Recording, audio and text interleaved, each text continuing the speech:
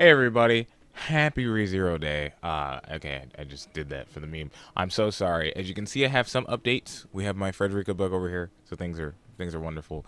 This episode, again, if you have not watched the episode, get the freak off the video, go watch it, and then come back, then have your review. Don't spoil yourself on the episode.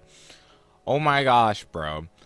It's so strange to say the episode felt short, and there was like in the beginning there was not as much to talk about, but the ending just added so much implication to Beatrice as a character. And this episode was such a like almost like a lesson for life on how to live your life and how to enjoy the moments you already have, which is a very difficult subject. So we're gonna get into this, right?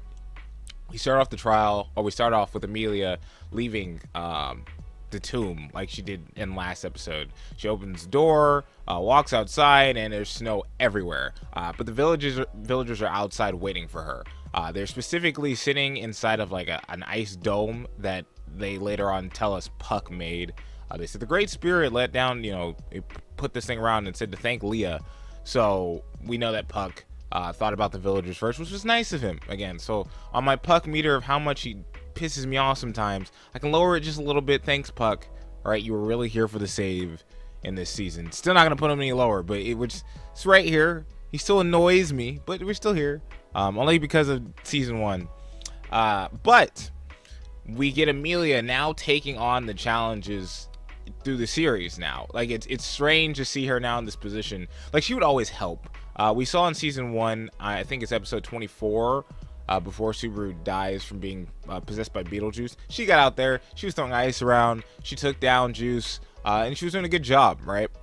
But this is like the first time we've seen her act on her own. So she goes running all the way out into the snow. She figures that she needs to go to where the tree is. I don't remember if she met.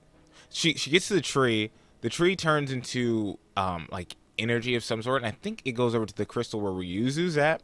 She finally has a talk and sees all the Ryuzu clones, and the first thing to come out of her mouth was, "Your mother must have had a hard time raising all of you."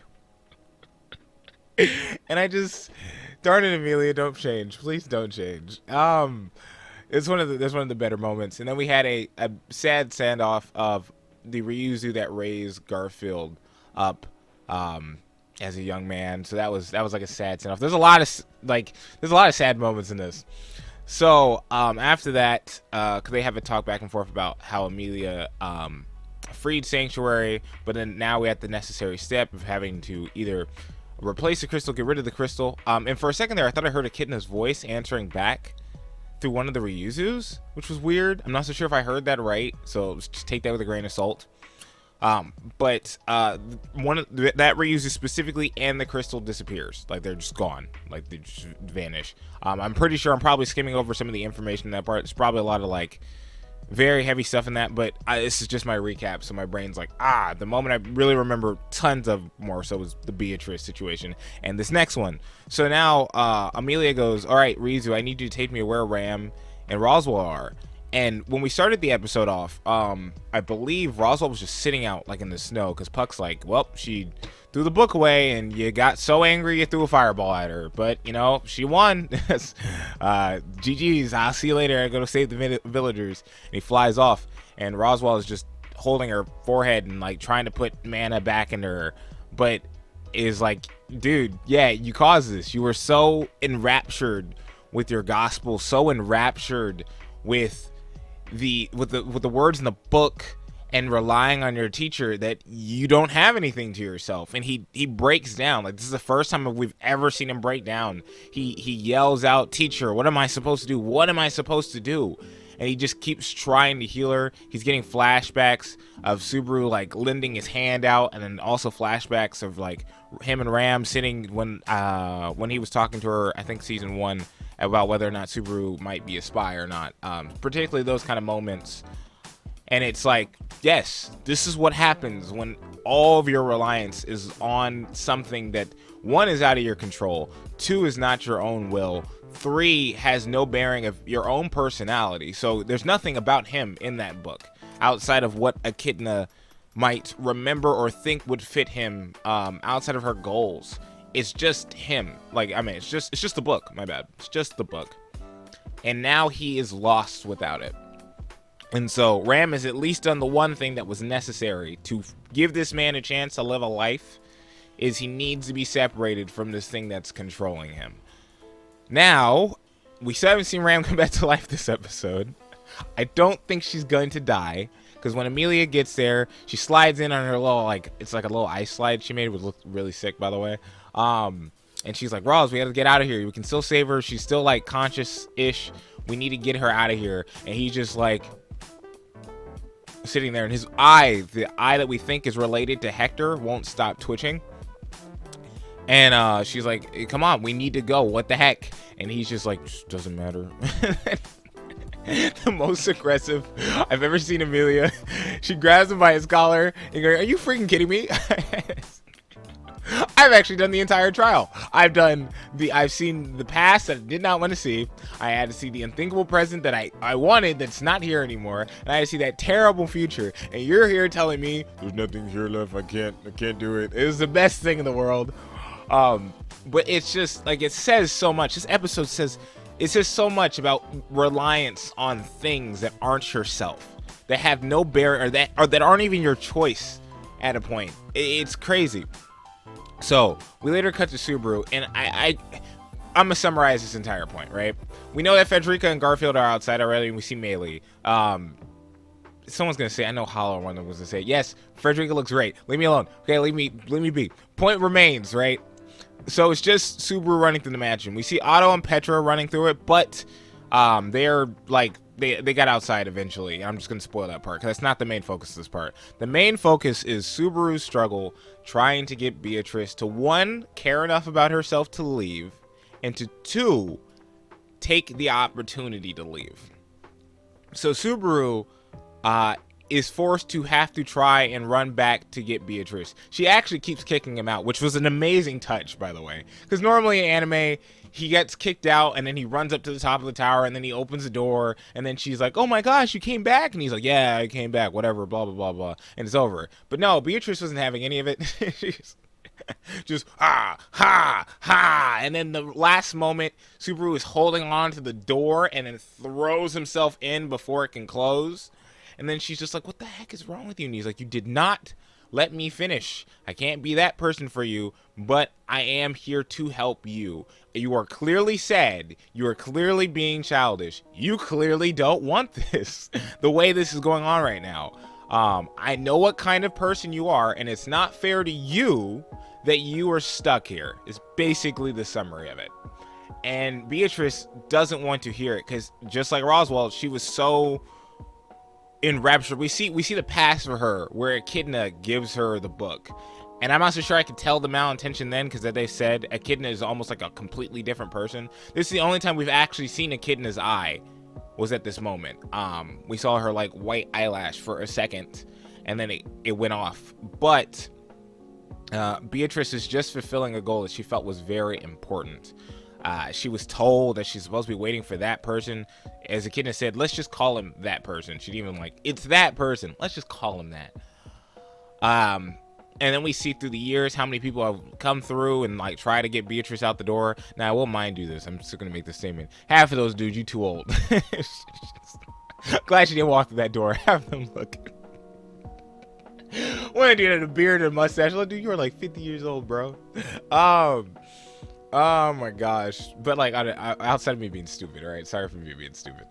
It's really sad. Like, it's that this part of the episode had me so sad because the only thing stopping her from going outside is one. Well, I guess it's two things. One, her self-worth at this moment, I feel like, is probably pretty low. We get a lot of that with characters in ReZero. We're getting it with Roswaal right now. He's having that trip, right? But two, it's just because she feels like she's trying to fulfill some destiny she has. Oddly enough, I have some idea of how she's feeling. I can relate to this to some degree, and I'm not going into detail about my life when it comes to this kind of stuff, but I have relation to this situation, and I can tell you this much: watching her have to fight it, I'm trying not to get like emotional right now, watching her have to try and fight it and get to a point where you feel like you can have your own personality, that you can have your own feelings about a situation, is tough. Like, I've already made some choices for myself where I feel like I'm going to take steps where I think it's necessary. And I've had that already. But this person's life for 400 years is just, I'm trying to fulfill this thing because I think it's the right thing to do. Because I think this is the only thing I'm supposed to do. It's painful, dude. And especially Beatrice. The one thing I can give right now, because this recap is basically going to talk, it's going to break down to me talking about Beatrice, okay? The one thing I can really say about Beatrice is Beatrice is one of the greatest characters we had in season 1. Subaru is at his breaking point when she just shows up, helps him out. She's a prick about it, you know, she's sassy about it, but it's obvious, like, it's obvious immediately she's a caring person. Especially too, then we see the other thing that made me tear up really bad was the unseen present, where we get that one quick clip of Beatrice being like, I thought you were that person, and you know how much help she threw out. She threw away everyone, and it wasn't just for the fact that he was that person, it was just for the fact that she cared. And you could say probably a little bit of that personism, but still, we learn already based off the first part of season 2 is it didn't matter that he was just that person, she just cared about him. Like, she saw somebody breaking down, she reached out to him, and she helped him. And that's just so painful to watch, that now this person isn't allowing themselves to be helped. Lord, man, some people in the comments right now, that sound like you, bro. Oh, man. Oh, it's so painful to watch. And then luckily, dude, the animation towards the end kicks up, because this is what I was kind of like, I think it was episode 22, where I felt like they cut the budget on this like particular argument, but I'm glad they did. So we got that last scene with the fire kicking up, the cracks in the wall and the ceiling coming around. I like the duality we got with it, where Subaru was standing, you saw the cracks of reality breaking, and with Beatrice, it was just like the library on fire.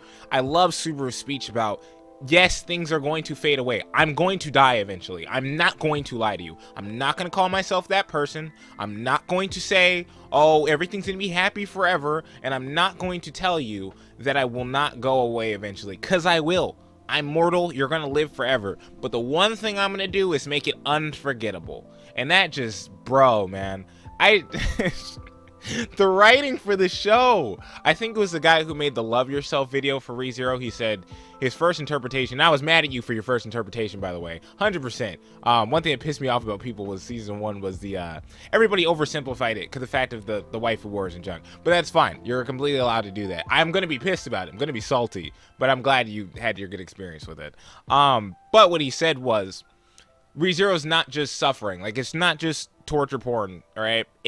There's a lot of like really good life lessons in it, and it's just like the same thing with Zero Kara. They have moments here where I'm surprised they reached season 1, because it's so hard to think that you could replicate such emotions. Hearing Zero Kara, hearing Subaru punch his emotions into the wall, and how much he hated himself, and him being so honest about how much he hated himself, and Rem just being for them, hit me so hard. And then now seeing Beatrice just be like, I don't want to care because everything's going to go away anyways, is such a human problem for a spirit. It's one of the biggest problems I have as a person. I know full well I have as a person. It makes me hesitant about everything. It makes me hesitant about my life. It makes me hesitant about my skills. It makes me hesitant about making videos. I'm aware of the fact that things won't last forever.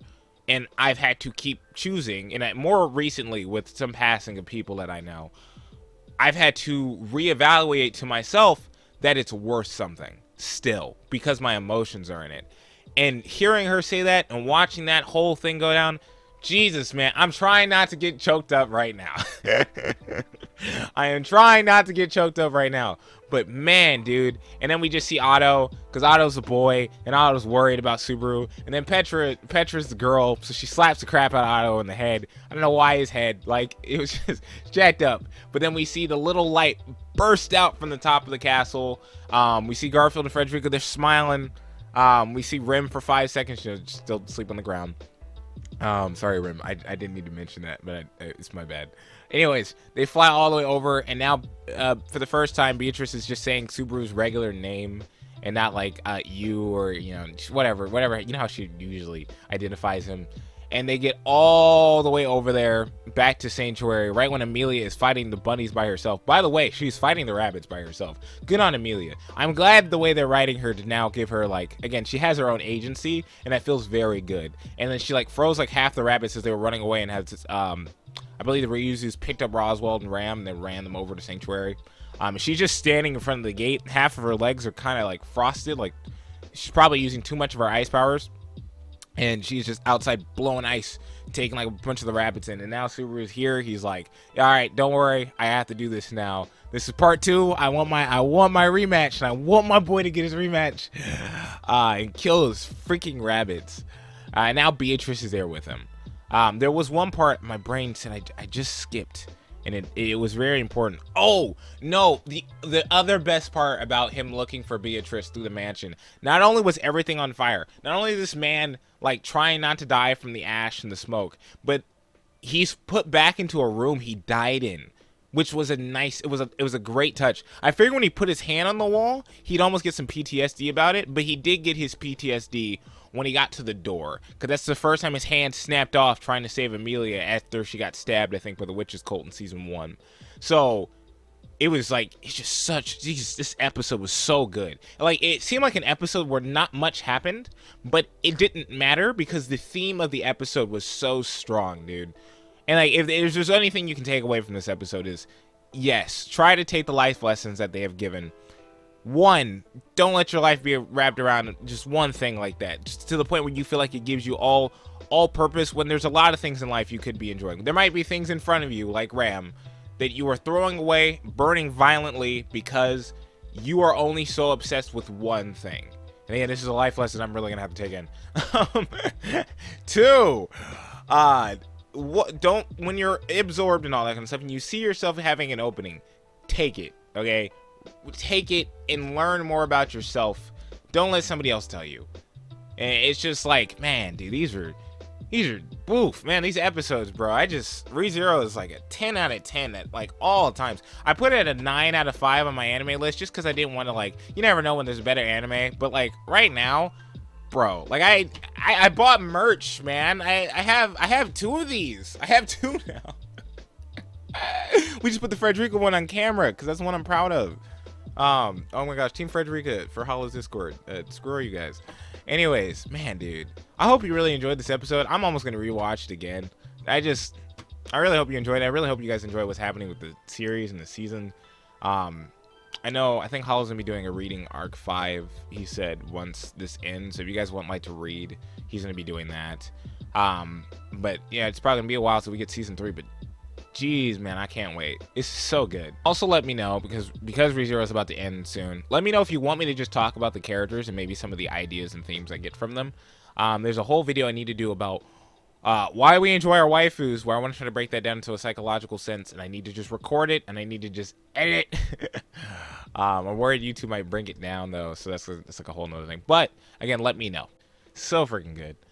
Tell me your favorite part of the episode. Tell me what you learned from this episode. Tell me, maybe your favorite episode from the series, since we only have one more episode left. And I'll catch you later. Peace out. Don't leave!